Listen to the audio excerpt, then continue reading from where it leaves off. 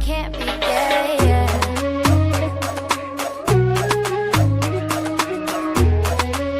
I'll be there for you. Hello there, how are you? Welcome to another episode of Marvel Moms. My name is Rita and I'm so pleased you joined in. If this is your first time on this channel, welcome. And if you are a regular, I just want to give a shout out to all those celebrating their birthdays in May. All right, I have my lovely family around me, so excuse the noise. Over the last couple of weeks, we've been learning about finding yourself and living in your purpose. But today, we're going to do one more. Today's topic is very simple. It's about perspective and change. I'm putting these two together because it happened to me at the same time. My perspective had to change in order for me to change physically and emotionally. Now, perspective, in simple definition terms, is how you see life, how you view life, how you see challenges, how you view problems that are happening around you, how you view your relationships. Let's get to the topic for this week. Very simple, powerful. So,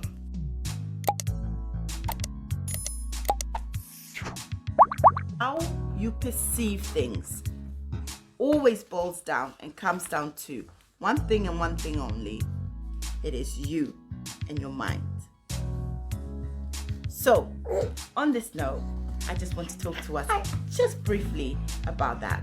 I used to live in a world where I was afraid of everything. My perspective on life was fear.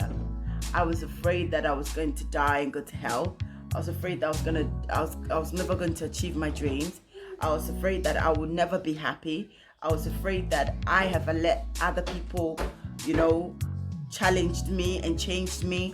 I was afraid that I was indecisive because of other people.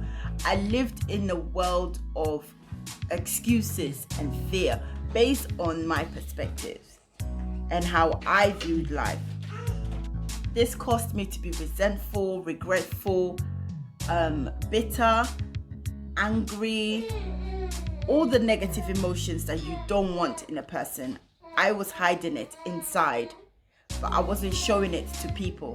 And it only came out when I had a confrontation with somebody or when somebody asked me specific questions, then it came out. So after going through all of that, I noticed something that I didn't need to change, but I had to find a whole new scope to how I viewed life. I'm not going to tell you things that I did that helped me change my perspective and also helped me to kind of change my environment. My perspective had to change at a time when I personally thought that everyone around me was to be blamed for everything that happened except me. I took myself out of the equation and I just played the blame game. Do you understand? I didn't evaluate the situation. I didn't evaluate how I contributed to the whole process. And I remember having to go into one particular situation where I didn't play the part. I was an observer, okay? And as I observed, I noticed certain characteristics and certain traits. And I started asking myself, is that how I am? Is that how I am perceived? Is that what they're saying true? Is the situation that happened, do I do the same thing? I started questioning myself. And I remember walking back from that particular place to my house. And the walk was about 30 minutes. It took me an hour to walk from there to my home because I questioned everything. I started questioning my belief. I started questioning myself. I questioned my family, my relationships, my personality, my demeanor as a person, like the ambience that I give to people when they meet me. I started questioning everything. My rationalization on things such as, oh, am I real? Am I fake? I started questioning everything. And after every challenge, you should analyze your thoughts, your emotions, and your perspectives before moving on. I come from a society where we don't talk about our problems. So after, let's say, an argument has happened, everybody involved, all the parties go quiet. We don't resolve the conflict, and we try to, sweep it under the carpet and move on secretly. But the issue still exists and it's still there. But nobody talks about it because of the fear that it will reignite what we don't want it to ignite. And if you want to change your perspective, you have to be willing to deal with situations right there and then. So I never used to be able to express how I felt. And that is why expressing your emotions is key. So if you are hurt, you need to say the word, "My dear, you hurt me. I don't like that." That is not saying that you are weak. That is saying that you, in that moment of time, based on what had happened or had been said, it affected you hurtfully. And you acknowledging that is essential to your growth. It's essential to you developing yourself into the person you want to be. Acknowledging your thoughts. So in that moment when the argument happened, how did you feel? What were you thinking? What were you saying? All of those things contribute to self. So if in that moment all you were thinking of was, "I just want to run away from this. I don't need this drama. I can't accept this. I don't want," then that means you're somebody who just doesn't like to be in that situation. So don't put yourself in it, which then means you need to walk away. But if you're somebody who in that moment, all you're saying is, what other words can I say to make this person feel less of a person? Then you've got to change. You've got to start thinking of, "Oh my God, how can I not hurt other people?" You can only know your thoughts if you stop to think and review it. And that is self-reflect on yourself to gain a better understanding of who you are in the process, after the process. It takes a matured person to say, "I was wrong. I apologize. I have reviewed the situation and here we are. I believe I played a part in it. So forgive me for my perspective on life changes and will only change if you know where you are standing." So where are you standing now? I'm asking you right now. Think about it. You're in the middle of a group of people. Now take all those people, analyze it. How did all these individuals think? How do they view life? How do they view the situations around them? How do they deal with issues when they're going through? Do they moan? Do they complain? Or they just go, "Fine, this has happened. I'm going to go through it and get over with." Or your perspective and where determines where you stand. And that defines who you are. And then it has an impact on where you are going. Your perspective on life will determine whether you stay where you are, mark time, sprint forward, or slow down completely. So why change your perspective? Well, when you change your perspective, it helps you engage with people around you better. It makes you more observant. So you're not just walking into this world looking at things and talking your way through it. You changes your thinking. When your mind is constantly based on things that you are learning every day. And it gets to my next point. You become very open-minded. You become assertive. You become one that is not afraid or shy to speak up as and when it's required. Change your perspective on life and on situations. When issues arises, you will deal with it differently. When everybody understanding of the concept of relationships, your understanding of friendship, your understanding of connection and people, become so defined because you understand that you can't do anything without someone else input. I couldn't start this channel without two people's very distinctive impact on me. They literally gave me that boost I needed to keep going. And those two people really changed my thinking because they had confidence in me when I didn't feel like I was confident enough. Perspective help you communicate your feelings and your emotions properly. So you begin to understand that emotions are what drives you. So when you're saying your piece, you don't say it wishy-washy. You say it spot on, direct, and you make your intentions known. You don't change your perspective. The best thing that comes out of this is that you break and you change a pattern in your life. You break. The first thing that helped me actually identify that I needed to change my perspective was counseling. Counseling was the best choice I made. I had a neutral person who was professionally qualified and was able to talk to me about certain things. And during the counseling, I learned that I had to take back my power. I had to take back all the power that I had given to other people in my life. And the people around me who had so much control over me, I had to take that power back. And that included me being able to say the word no. Being able to say, actually, I'm so sorry. Because I never could do all of that. Being able to say, not this time around, I'm taking time for me. Being deliberate in order to do certain things for me. That is what counseling did for me.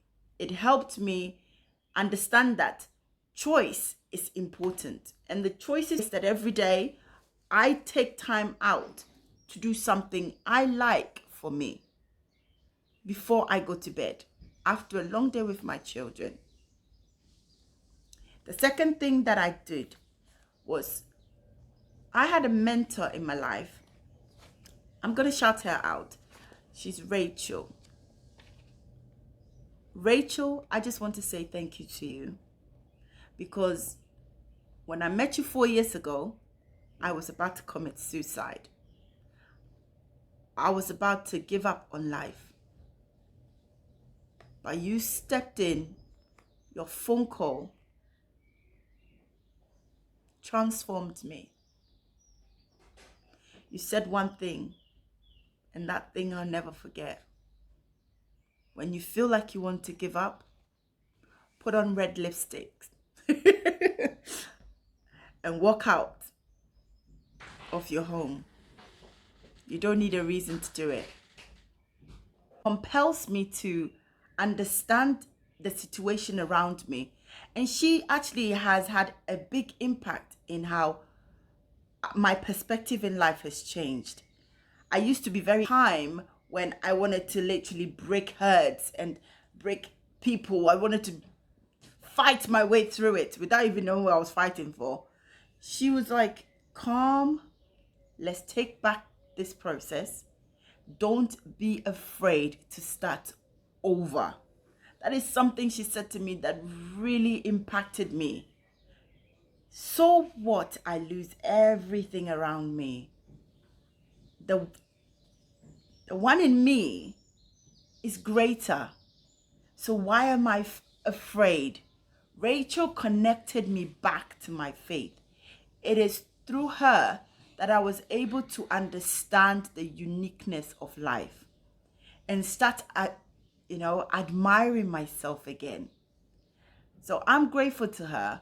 You need a mentor, a life coach, somebody who would come into your life and literally change you.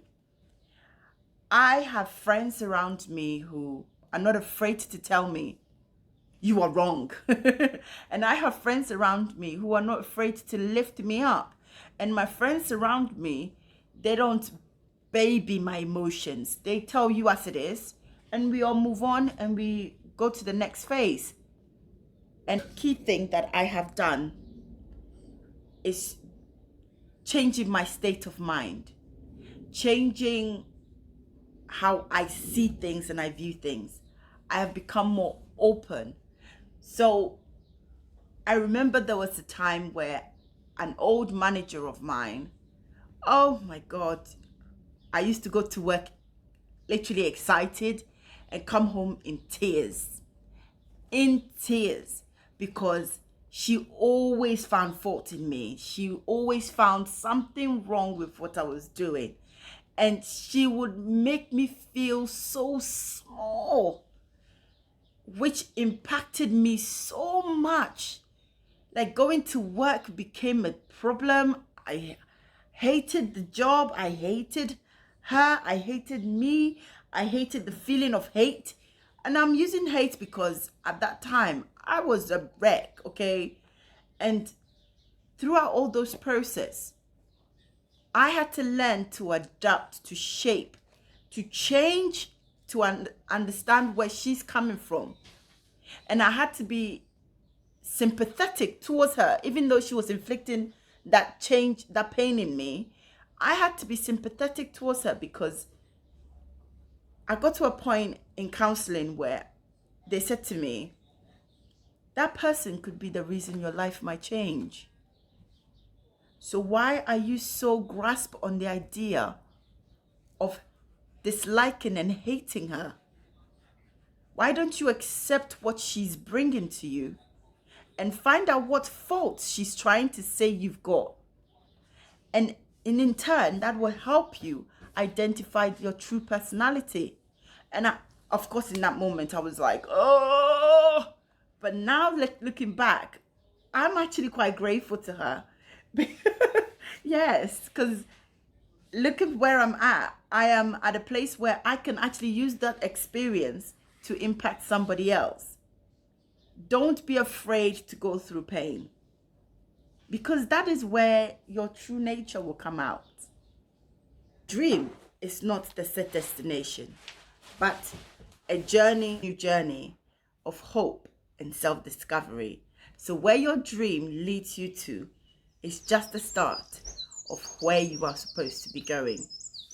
And it is up to you to find out more and reveal, unveil, and unwrap the true person that is sitting inside of you.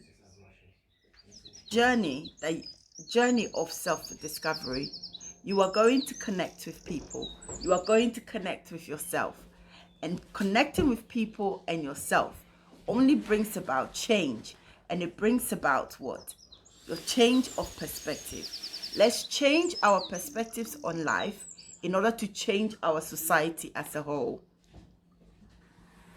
Just one moment, one decision, one choice. End your life in fear, closed-minded, or lost. I said to myself, I refuse to live in my past, because my past was haunting me. It became like a chain around my neck. I knew I couldn't change it, but the moment I made that decision to live in the present, to live in the now, to live in the moment, everything changed.